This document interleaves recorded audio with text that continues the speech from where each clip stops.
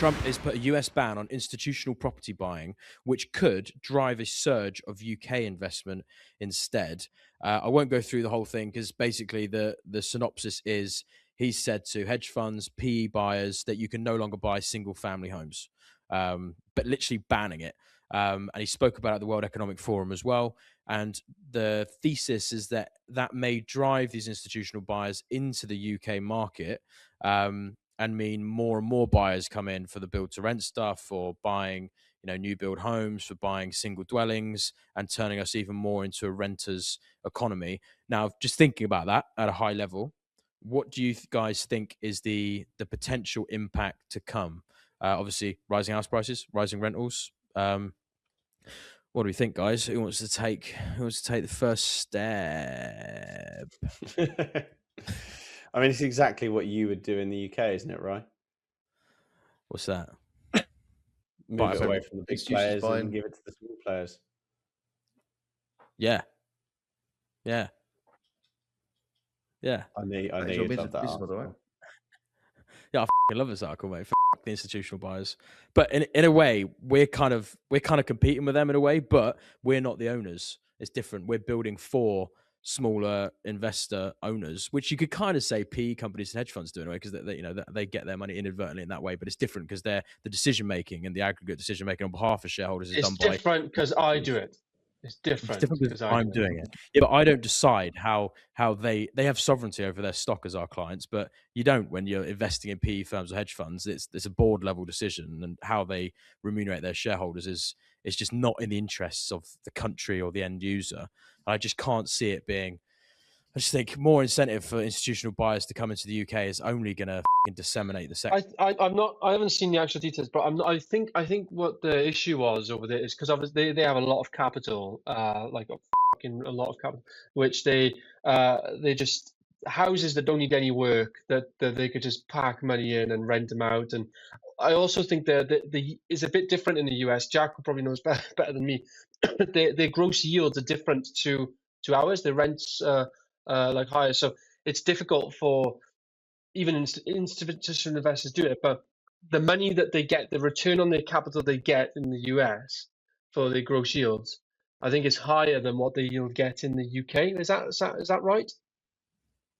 I don't know, man. Yeah, I mean, the weirdest thing about the US is you can't really aggregate the market into one, because there'll be states where BlackRock would invest, and there'll be states that BlackRock wouldn't invest, almost as bad as first world country stability to third world country stability.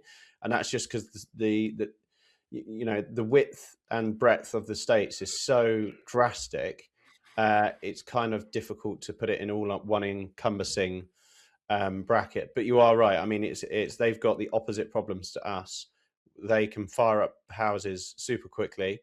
They have all the land in the world that they could almost build on indefinitely within reason. Whereas we're the opposite. We have we're a tricky little position on a site with forever growing population, because I mean, obviously we've touched on migration that we suffer with, but it's that the US don't have that. Well, especially now Trump's sort of swinging his really. So it is completely different. The yields are better. Sorry? He's sending ice around. Have you seen? Oh yeah, that's what Trump's got. He's an absolute lunatic. I was just saying, I think it's to do with what he's doing is what he's doing. It's the why for me. Why is he doing it, and why is he talking about it at Davos?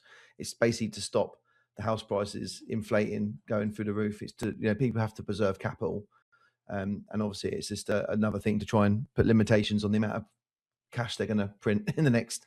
Well, this year, basically, it's going to try and stop institutions just having all this capital and putting it straight into property, which is going to inflate in areas that it's going to take. It's all about the limits of where house prices should be.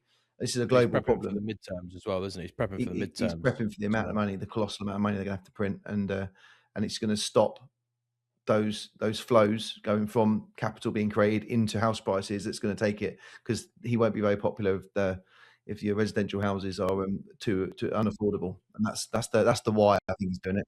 That's the key point. Yeah. In addition to inflationary measures across some markets, I also think it gives him a bit more control.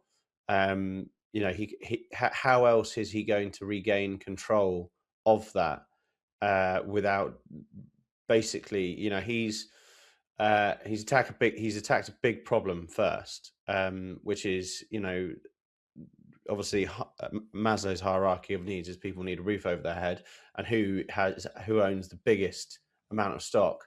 So he's just gone, right, slow that up so we can just sort of rethink and I can regain control of something that I'm currently not in control with, because they're in control, but he's the government. So I think that there's financial incentives to stop obviously what you said, the financial markets getting more difficult and creating a bigger spread, and also control. You've also got in that same pitch, you've got, he's still very much adamant that the US is going to become the crypto capital of the world. So he just blocked the institutional way of putting money into property to try and keep the public on his side. But I do think that flow of capital is going to go straight into crypto, potentially into Bitcoin. And lo and behold, I mean, you got Brian Armstrong. There's another video at Davos. He's off now. He's off. I was amazed he did an hour. It was brilliant. Stu, let me play it. Stu, let me play it. I've got it here for you. I'll play it. Yeah. The video. You ready? All right, here we go. Here we go. This is Brian Armstrong, who's CEO of Coinbase, biggest crypto exchange, and a French central banker. Explaining to a 6-year-old what the alphabet is, basically. Here we go. More independent central banks with a democratic mandate than private issuers of Bitcoin, which have a very useful role. But Bitcoin is the decentralized protocol. There's actually no issuer of it. So that's in the sense that central banks have independence. Bitcoin is even more independent. There's no country or company or individual who controls it in the world. And so anyway, I think it's a healthy competition because if people can decide which one they trust more, and I think it's actually the greatest accountability mechanism on deficit spending. So good. It basically sits them down. They have no idea this colossal tidal wave that is going to crash over their heads when they think that some issuer is issuing Bitcoin. It's like, you've done no homework on the biggest movement in money that's ever hit humanity, and you're on the stage at Davos talking about the money system. It's just they're so naive. It's insane, and it shows that our listeners, we are so early, like so early. This thing is going to get cannibalized, mate. Those central banks, they're going to get eaten alive. They're going to be like, what the fuck is this? Because when they lose the banking run, and it's all to do with fractionalized reserve banking, you put £100 in, they lend 90 quid out. It's just insane. But the money you put in originally wasn't yours in the first place.